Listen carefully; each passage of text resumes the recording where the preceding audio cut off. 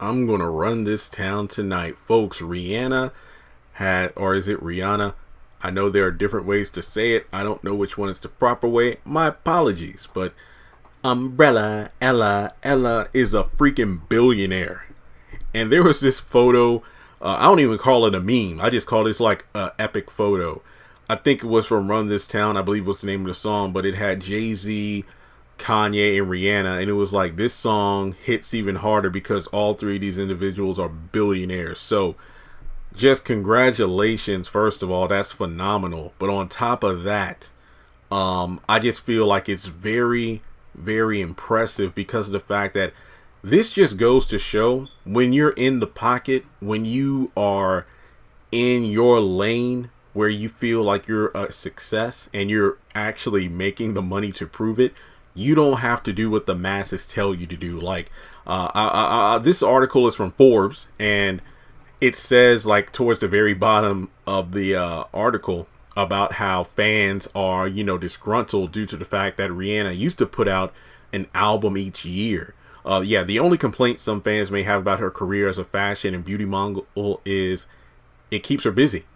But the thing about it is, the numbers don't lie. It's just the fact that fans have been spoiled. She's been releasing music, for so long that for her to just cut it off, like what, 5 or 6 years later, people want an album. From financial perspective, it might just be fine. But one of her consultants said that it's not just about, Rihanna. Even if you don't like her music, she's created a real style and fashion and beauty space. Now, correct me if I'm wrong, but didn't Mary-Kate and Ashley Olsen do the same thing? Like, of course they were in TV and film for so long, but then they began their own kind of like, fashion, beauty empire, and they're freaking rich. Hence why they didn't come back for the Full House sequel series, Fuller House on Netflix.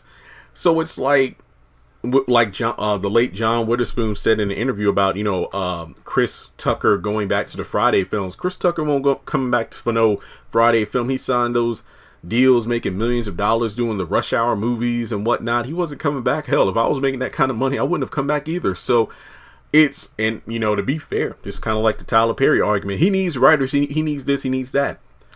Does it matter if he's selling the tickets? I mean, he made $1 billion about that writer's room that people kept saying he needed, myself included. So at the end of the day, do our thoughts and opinions matter for those who want Rihanna to make music, but she's hit $1 billion with her various fashion endeavors? That's the question. I feel like at this point, maybe if she actually releases an album at some point, I feel like it will just be for the enjoyment, which will be great because it wouldn't be because she needs to make an album for money. It's because she wants to, in order to maybe appease the fans and possibly, do this music because she feels it within her soul to do it. Because I feel like this is a major glow up, like obviously go back what seemed like possibly a decade ago. What, in like 2011? Yeah, it's been over 10 years since the Chris Brown Rihanna situation. So to actually see, her go from that to breaking out further in music and then going a completely different route. I know it's disappointing to fans that she hasn't put out more music, but I feel like this adds more respect to Rihanna as a icon in the sense that she's kind of like a chameleon. She's able to adapt to the situation at hand, so I'm proud of her. And I have to say, kind of like Beyonce, there was like a certain period where I just felt like I really wasn't feeling her music like I used to. But then, of course, she goes and does this and makes billionaire status, which is very impressive. So I'll leave a full link to the full article to Forbes so you can read it for yourself. They kind of break things down because there's a YouTube channel called Honest, and it talked about Rihanna's career and how, even when she was making her early hits like SOS, she wasn't making a lot of money because of bad contract deals. And, it's kind of interesting because if you had a start in music as a success, but you're not making the money to reflect it, but then you find a different avenue and you're making consistent and more money, why wouldn't you, stay on that route? Just to kind of make a last minute comparison, it reminds me of like all the interviews and, behind the music or unsung or whatever music documentaries like BBD, Belle Biv DeVoe. The Poison album was a hit. And if I remember correctly, Poison, that track alone was the most successful, financially, the most successful hit from the New Edition members post Heartbreak album. The Don't Be Cruel album, Ralph's Sensitivity, the My album, and then Poison.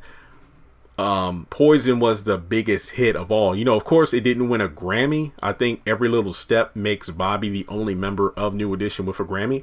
But in regards to like financial success, Poison just brings in the money. So with the next album, the Hootie Mac album, at the time, Michael Bivins was kind of like the P. Diddy of his time. Signing acts like Boys to Men, Another Bad Creation, and whatnot. So the thing was, his heart wasn't in a second album because he was making far more money in the business sense. So why would he come back to the music side? So I feel like the same thing with Rihanna. It's like, I'm billionaire status working on my own thing in fashion. Why would I even come back to music? So I can understand that decision, but that's just my thoughts. Let me know yours in the comment section below. And if this isn't inspiring, I don't know what is.